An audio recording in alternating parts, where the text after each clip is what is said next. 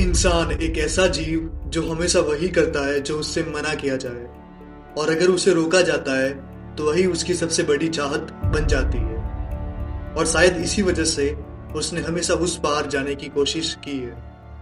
और ऐसा ही एक गांव था हिमाचल प्रदेश का कुंदेला, जो कि अपनी खूबसूरती के लिए नहीं बल्कि एक अजीब राज के लिए मशहूर था। गांव के आखिरी मोड़ पर एक गहरी खाई पर सदियों पुराना लकड़ी का पुल था, जिसकी लकड़ियां भी अब आधी टेढ़ी मेढ़ी और सड़ चुकी थी। जब भी कोई हवा तेज चलती तो वो पुल चीखने लगता, जैसे जिंदा हो।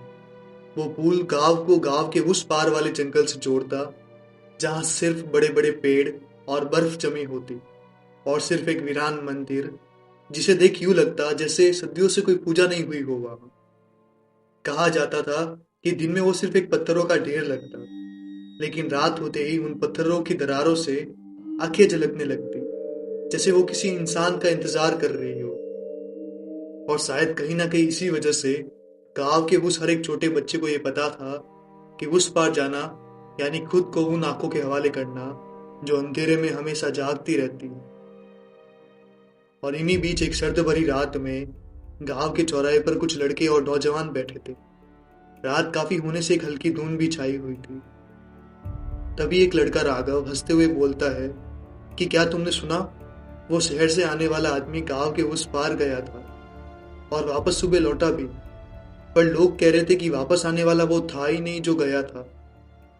ये सुनकर सबके बीच एक खामोशी छा गई, और उन्हीं के बीच से एक आवाज आती है कि ये सब बकवास है। अगर सच में ऐसा ही है तो क्यों ना उस पार जाकर देखा जाए। और जैसे ही ये लफ्ज हवा में फैले, चौराहे पर लग रहे अलाव की आग एकदम से भड़ककर शांत हो गई। तभी कहीं दूर दराज पहाड़ों से भेड़ियों की लंबी खींचती हुई रोने की आवाज सुनाई दी। वो आवाज इतनी गहरी थी जैसे वो अंधेरा अपनी खामोशी तोड़कर चीख रहा हो। तभी उनमें से एक लड़का ये कहता है कि ये लफ्ज यहाँ मत निकाल, ये पहाड़ सुन लेते हैं। और सूरज एक मुस्कान के साथ कहता है, सुनते हैं तो सुनने दो। मैं कल वहां जाऊंगा, और जो भी मेरे साथ आना चाहे वो आ सकता है। और एक बार फिर जंगल में हवा तेज होने लगती है। पेड़ों के पत्ते अपने ही भाषा में सरगोशियां करने लगते हैं।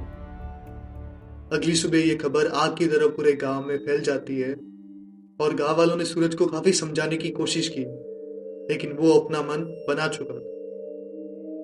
शाम ढलने को थी, और आज सभी लोग जल्दी से अपने घर आ चुके थे। आसमान में अंधेरा छाने लगा था, और दूसरी तरफ सूरज और देवांश उस पुल की ओर निकल पड़े। सूरज और देवांश जैसे जैसे पुल पर बढ़ते गए, लकड़ी की पुरानी तख्ते ऐसे कराने लगी जैसे हर कदम पर पुल उनके वजन से नहीं बल्कि उनके इरादों से टूट रहा था। और अब वे कुछ ही देर में पुल के उस छोर पर खड़े थे जहां से गांव एक धुंध में लपेटा हुआ बस एक धुंधला साया दिख रहा था। पुल से उतरते हुए उन्होंने देखा कि कुछ खून की बूंदें हैं जो कि झाड़ियों की ओर जा रही है। वे उसके साथ बढ़ने लगे। हर कदम पर उनका दिल तेजी से धड़क रहा था। और जैसे ही वे झाड़ियों के पार पहुंचते हैं, वे अपने सामने एक पेड़ पर मरे हुए भेड़िए को लटकता हुआ देखते हैं, जिसके फर पूरी तरह खून से भीग चुके थे। और ये देखकर उनकी आंखें एक अजीब खौफ से भर जाती हैं। देवांश नहीं चाह रहा था कि वो आगे जाए, और वो अकेले गांव की ओर भी नहीं जाना चाहता था। अब सिवाय सूरज के साथ जाने उसके पास और कोई ऑप्शन नहीं था। अब वे एक बार फिर उस मंदिर की ओर बढ़ने लगे। हवा में एक अजीब सी बेचैनी घुल गई। जैसे ही वे मंदिर के पास पहुंचते हैं, उन दरारों में एक हल्की सी रोशनी चमक उठती है, जैसे वे अंधेरे में बुझी हुई आंखें एक बार फिर जाग उठी हो। देवांश सूरज को मंदिर के अंदर जाने से मना करता, लेकिन सूरज अपना कदम आगे बढ़ा चुका था। देवांश वहीं बाहर रुक जाता है और सूरज का इंतजार करने लगा। और अंधेरे में गुमनाम सूरज ने कुछ ऐसा देखा जो उसकी जिंदगी का आखिरी पल होने वाला था।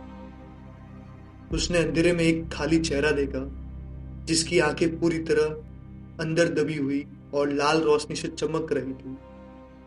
उसके बालों की साया जमीन को छू रही थी।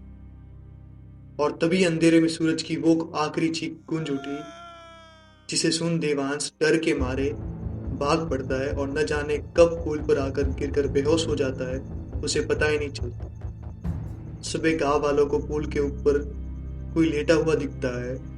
उठाने पर वो देवांश ही होता है, जो कि बेहोश था। उस रात देवांश के साथ जो भी हुआ वो उसे कभी नहीं भुला पाएगा, और तब से वे आके आज भी किसी का इंतजार कर रहे हैं। और भी ऐसी हॉरर स्टोरीज को सुनने के लिए हमारे चैनल को लाइक शेयर और सब्सक्राइब जरूर करें।